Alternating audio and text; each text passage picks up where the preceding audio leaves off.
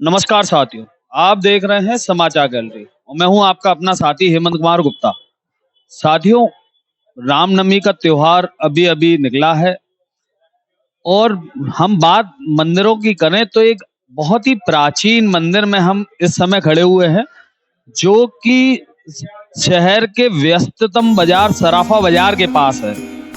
इस मंदिर के विषय में जो यहाँ पर किंवदंती है, वह ये है कि इसको झांसी के जो आखिरी शासक थे महाराजा गंगाधर राव, उनके पर दादा ने इसको बनवाया था और उसके बाद यहाँ का जो मराठी परिवार जो यहाँ इस जगह पे था, गुंठे परिवार, उनके सुपुर्द कर दिया था।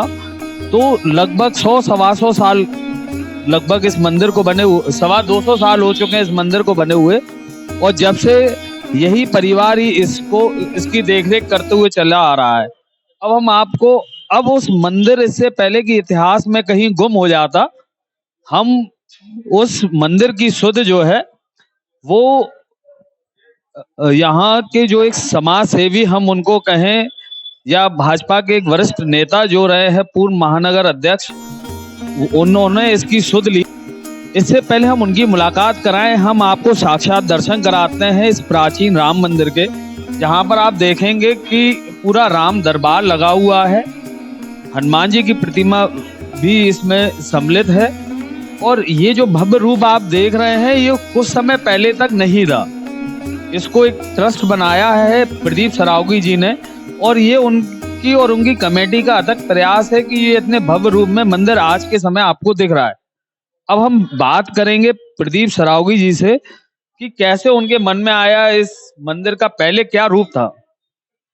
झांसी का जो पुराना शहर है, शहर का सबसे व्यस्ततम चौराहा है, जो मुख्य चौराहा हुआ करता था किसी समय। उस चौराहे पर श्री राम जी का मंदिर स्थापित है, जिसे झांसी के महाराजा गंगाधर राव के परदादा ने 1796 में बनवाया था, और उनके द्वारा इस मंदिर के निर्माण के बाद गुंठे परिवार को इसके संचालन के लिए दे दिया था। गुंठे परिवार ने वर्तमान में इस मंदिर को, जो जीर्ण शीर्ण हो रहा था, गिरने की स्थिति में था, उसकी देखरेख अच्छी तरह नहीं हो पा रही थी, उन्होंने न्यास बना करके इस मंदिर को समाज के सभी वर्गों के लिए समर्पित किया। मुझे उसमें सचिव के नाते जिम्मेदारी मिली, तो मैंने इसके मंदिर के जीर्णोद्धार का बीड़ा उठाया, और आज आप जो स्वरूप देख रहे हैं, ये 5 महीने में पूरा आगे का दरवाजा पूरा हिस्सा तोड़ करके नवीन निर्माण कराया है। कल इस पर पिछले 250 वर्षों से यहाँ पर श्री राम जन्मोत्सव होता था। इस बार हमने कल श्री राम का जन्मोत्सव बड़ी धूमधाम से मनाया है। इसके अतिरिक्त महाय में एक दिन पुख के दिन एक निश्चित समय सायंकाल सुंदर लोकहित में यहाँ पर सुंदर कांड का पाठ हम लोगों ने निर्धारित किया है, जो हर माह में पुख के दिन होगा। और आज भव्य स्वरूप आप देख रहे हैं, ये 5 महीने की पूरे समाज के सभी वर्गों की मेहनत है, और आज यहाँ हजारों लोगों का भंडारा हुआ। आप देख रहे हैं, कम से कम 5000 लोग इसमें शामिल हुए। प्रदीप जी, मेरा बचपन भी इसी मोहल्ले में बीता है, पिछले 30 साल से ज्यादा वर्ष हो चुके हैं।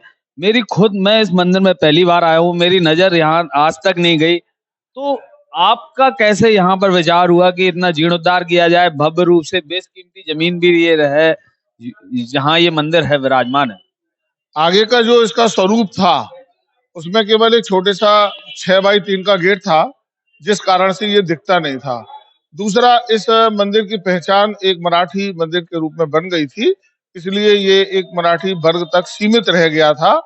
लेकिन वर्तमान में जब गुंठे जी ने हमसे संपर्क किया और इस मंदिर के इतिहास के बारे में बताया, भगवान रामचंद्र जी के छोटे भाई लक्ष्मण जी से जुड़ी एक बड़े विशेष प्रसंग है कि लक्ष्मण जी की मूर्ति साक्षात यहाँ पर विराजी हुई है। जब उन्होंने ये सब इसकी प्राचीनता के इतिहास के बारे में बताया और कहा कि अब इस मंदिर का जिम्मेदारी आप संभालिए, तो मैंने इस जिम्मेदारी को ईश्वर की इच्छा मान करके संभाला और इसके जीर्णोद्धार के कार्य में लगा।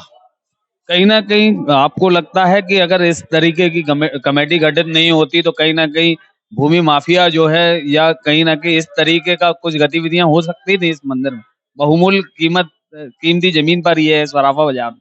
हेमंत जी, आपने ये बात बिल्कुल सही कही ये इतनी बेशकीमती जगह है। अभी वर्तमान में ये जो 5000 स्क्वायर फीट के लगभग यहाँ बची है, ये अगर हम प्राचीनता में जाएं तो ये 10-12 हजार स्क्वायर फीट से भी दूनी जगह में पहले मंदिर हुआ करता था। पीछे मैदान हुआ करता था, लेकिन अब आसपास के लोग में कब्जे में चला गया। लेकिन जो बचा है, अब इसकी एक एक इंच भूमि का संरक्षण भी होगा और ये सुरक्षित भी रहेगी।